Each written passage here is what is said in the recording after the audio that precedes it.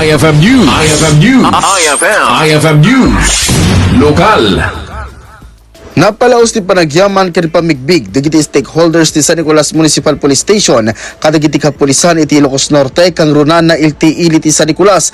Basar iti impormasyon ket kaawat ti pamadayaw ti PNP San Nicolas iti panagidaulo ni Police Captain Sigman Benigno iti pamadayaw ang nakagutigutan met dagiti stakeholders ang nagyamanan kadakwada imbatadda aga po kadagiti O'Brien da katatalgad iti iliti San Nicolas.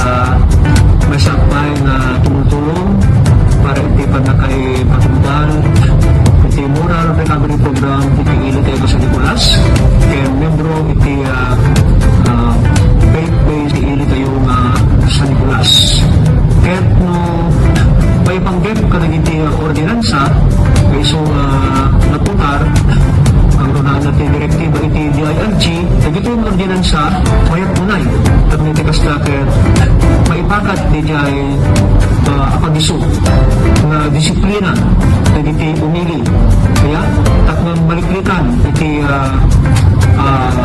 mag-develop nga panagaramid iti krimen kaya nagdumamay na maipanggap na iti efforts iti PNP kaya nakasasaya tunay awan iti mapunang kareto ito po ta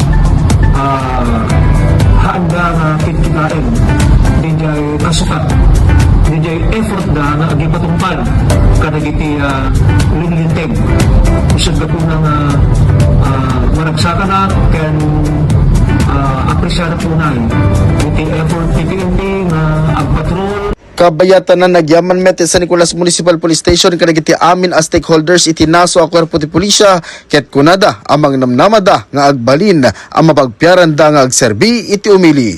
Para iti IFM News, Idol Lawrence Martinez, Tatak, IFM. IFM News. IFM News. IFM News. Lokal.